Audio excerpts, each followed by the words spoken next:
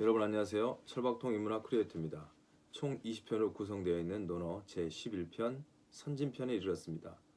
11편 선진편은 총 25절로 구성되어 있고 선진편을 기준으로 선진편 이전 10편 그리고 이후 10편으로 구분하고 있습니다. 다시 말씀드리면 예로부터 선진편 이전의 10편 그리고 선진편 이후의 10편 논어가 총 20편으로 구성되어 있으니까요. 이렇게 구분합니다. 선진편은 25절로 구성되어 있는데 주로 공자님의 제자들과의 나눈 대화와 행동에 대해서 기록하고 있습니다. 1절 낭독하겠습니다. 공자께서 말씀하셨다. 선대분들은 예의와 음악이 벼슬 안 하는 낮은 사람들도 모두 같았으나 후대에 와서는 예의와 음악이 벼슬살이 하는 사람들만의 것으로 되었다. 만약 내가 그 두 가지 중에서 골라 쓰게 된다면 나는 선대분들의 것을 쓸 것이다. 2절 공자께서 말씀하셨다. 나를 따라 진나라와 채나라에서 고생했던 사람들이 모두 내 문화에 없게 되었구나. 덕행으로는 안현, 민자건, 연배구, 중궁이 있고 말 잘하기로는 제아와 자공이 있고 정치하는 일에는 여무와 계로가 있고 학문에는 자유와 자하가 있다. 3절 공자께서 말씀하셨다. 회는 나를 돕는 사람이 못 된다. 내 말에 대하여 기뻐하지 않는 것이 없으니 안회 같습니다. 4절 공자께서 말씀하셨다. 효성스럽다 민자건이여. 그의 부모 형제들이 하는 말에 대하여 남들이 딴소리를 못할 것이다. 5절이요. 남용이 백규의 시를 하루에 3번씩 외우자 공자께서 자기 형님의 딸을 그에게 시집 보내셨다. 6절입니다. 개강자가 여쭈었다. 제자들 중에서 누가 가장 배우기를 좋아합니까? 공자께서 대답하셨다. 안회라는 사람이 가장 배우기를 좋아했었는데 불행히도 명이 짧아 죽어버렸습니다. 지금은 그런 이가 없습니다. 이런 구절이 제6편 옹야편 2절에도 기록되어 있습니다. 안회라고 하기도 하고 안연이라고 부르기도 하고 회라고 부르기도 합니다. 이제 안회 곧 안연이 죽자 7절입니다. 자로가 공자의 수레를 팔아 덕관을 장만할 줄 것을 요구하니 공자께서 말씀하셨다. 재주가 있건 없건 각기 자기 자식을 위하여 말하게 마련이다. 이가 죽을 적에도 관만 있었지 덕관은 없었다. 내가 걸어 다니면서까지 덕관을 장만하지 않았던 것은 나는 대부들의 뒷자리에라도 따라다니는 신분이니 걸어 다닐 수는 없었기 때문이다. 8절입니다. 안연히 죽자 공자께서 말씀하셨다. 아, 하늘이 나를 망치는구나. 하늘이 나를 망치는구나. 9절입니다. 안연히 죽자 공자께서 통곡을 지나치게 하셨다. 모시고 있던 사람이 선생님 통곡이 너무 지나치십니다 라고 하자 통곡이 지나치다고? 이런 사람을 위하여 지나치게 통곡을 하지 않고 누구를 위하여 하겠느냐라고 하셨다. 10절입니다. 안연히 죽자 문인들이 그를 성대히 장사 지내고자 하니 공자께서는 안 된다라고 하셨다. 그러나 문인들이 그를 성대히 장사 지내자 공자께서 말씀하셨다. 회는 나를 친아버지처럼 대하였는데 나는 그를 자식처럼 대하지 못하였다. 나 때문이 아니라 너희들 때문이었다. 11절입니다. 계로가 귀신 섬기는 일에 대하여 묻자 공자께서 대답하셨다. 사람도 제대로 섬기지 못하는데 어찌 귀신을 섬길 수 있겠느냐. 감히 죽음에 대하여 엽짓겠습니다. 삶도 잘 알지 못하는데 어찌 죽음을 알겠느냐. 12절입니다.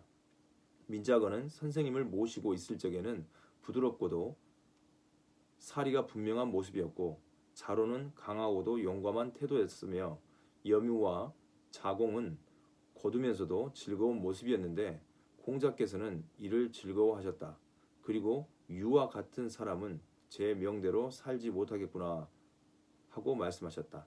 13절입니다. 노나라 사람이 장부라는 창고를 다시 만들자 민자건이 말하였다. 옛날 있던 대로 두고 그냥 쓰면 어떻겠습니까? 어찌 반드시 다시 지어야만 하는가? 공자께서 말씀하셨다. 이 사람은 말은 잘 안 하지만 말하면 꼭 이치에 들어맞는단 말이야. 14절입니다. 공자께서 말씀하시기를 유의 글솜씨를 어찌 우리 문 안에서야 쓸 수가 있겠는가? 고하니 제자들이 자로를 존경하지 않았다. 그러자 공자께서 말씀하셨다. 유의 학문은 당에 올라서 있다. 방에 들어오지 못할 뿐이지. 15절입니다. 자공이 여쭈었다. 시와 상은 누가 더 현명합니까? 공자께서 말씀하셨다. 사와 상은 누가 더 현명합니까? 공자께서 말씀하셨다. 사는 지나치고 상은 모자라지. 그러면 사가 낫습니까? 공자께서 말씀하셨다. 지나치는 것은 모자라는 것이나 같다. 좀 중요한 구절이죠. 지나친 것은 모자라는 것이나 같다. 지나친 것도 문제고 모자란 것도 문제라는 겁니다. 아리스토텔레스님 같으면 중용을 이야기하겠습니다. 지나친 것도 모자란 것도 모두 다 악덕이라고 구분합니다. 16절입니다. 계시는 주공보다도 부유했는데 군은 그를 위하여 세금을 거두어 모아 그의 부에 더 보태주었다. 공자께서 말씀하셨다. 그는 나의 제자가 아니다. 너희가 북을 울리며 그를 공격한다 해도 괜찮다. 17절입니다. 시는 어리석고 삼은 둔하고 사는 형식적이고 유는 거칠다.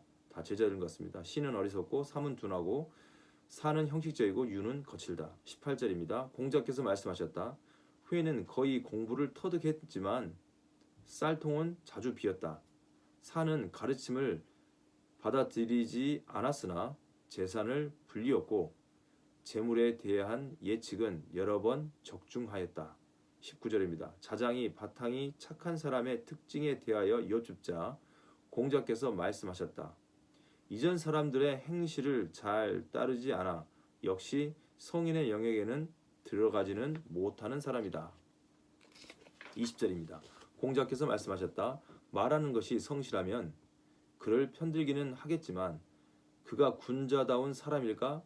외모만 장중한 사람일까가 문제이다. 21절입니다. 자로가 들은 것은 곧 그것을 행하여야 합니까? 하고 여쭙자 공자께서는 부영이 계시는데 어떻게 들은 것을 바로 행하겠느냐라고 말씀하셨다. 염유가 들은 것은 곧 그것을 행하여야 합니까? 하고 여쭙자 공자께서는 들었으면 바로 그것을 행해야지 하고 말씀하셨다. 공서화가 아뢰었다. 유가 들은 것은 곧 그것을 행해야 합니까? 하고 여쭈었을 적에는 선생님께서 부영이 계시다고 말씀하시고 구가 들은 것은 곧 그것을 행해야 합니까? 하고 여쭈었을 적에는 선생님께서 들었으면 바로 그것을 행하라고 말씀하셨습니다. 저는 어리둥절하여 감히 까닭을 여쭙고자 합니다. 공자께서는 말씀하셨다. 구는 소극적이기 때문에 그를 나아가도록 해준 것이고 유는 남을 이기려 하기 때문에 그를 물러서도록 해준 것이다.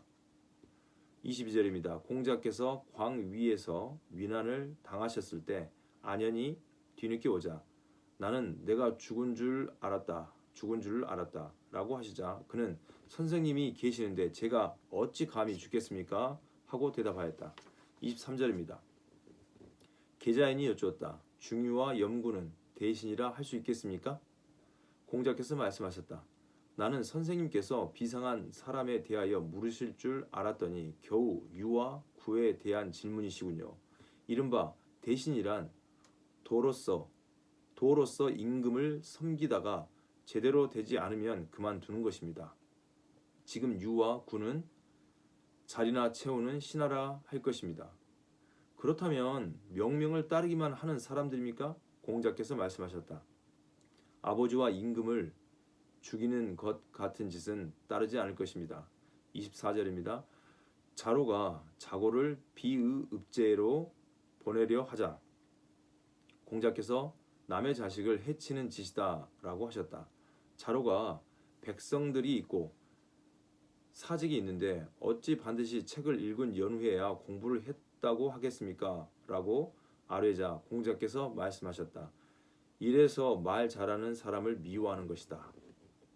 미워하는 것이지 이렇게 했습니다. 25절입니다. 자로와 증석, 염유, 공서화가 선생님을 모시고 앉아 있었다. 공자께서 말씀하셨다.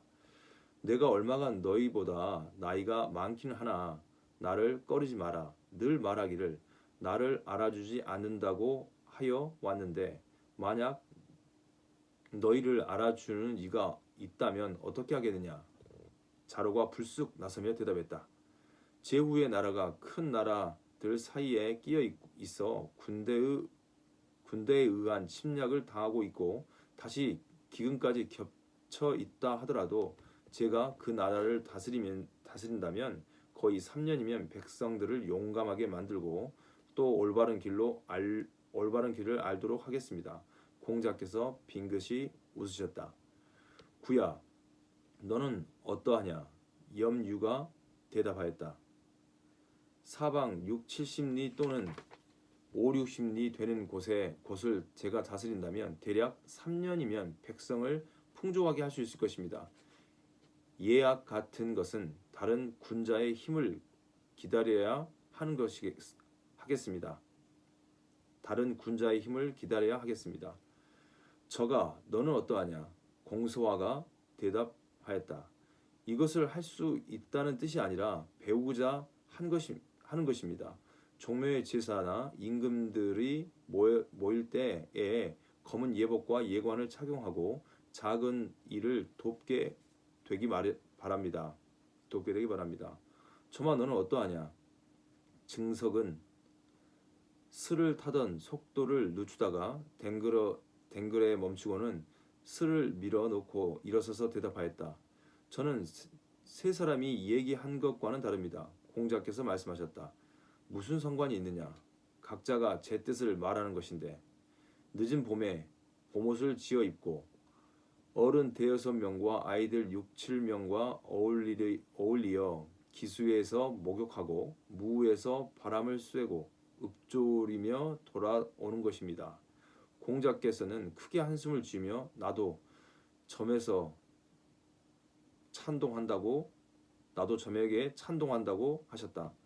세 사람은 나가고 증석만이 뒤에 처졌다. 증석이 여쭈었다. 세 사람의 말이 어떠합니까? 공자께서 대답하셨다.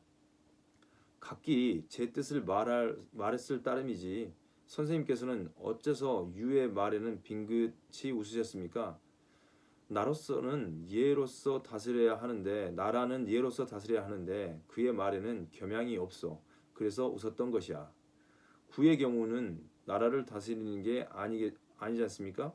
어찌 사방 60리, 70리나 5, 60리나 되는 곳인데 나라 다스리는 게 아니라 하겠느냐? 저그 경우는 나라 다스리는 게 아니겠지요. 종묘 제사와 임금들이 모이는 것이 제후의 일이 아니고 무엇이겠느냐? 적이 하고자 하는 일이 작다면 누가 큰 일을 한다고 할 수 있겠느냐? 이렇게 해서 25절 선진 11편 25절이 마무리됩니다. 제자들과의 대화 내용과 행동들에 대해서 있었고 안연의 죽음에 대해서 통곡하는 공자님의 모습을 보았습니다. 시청해주셔서 감사합니다. 철박통 인문학 크리에이터였습니다.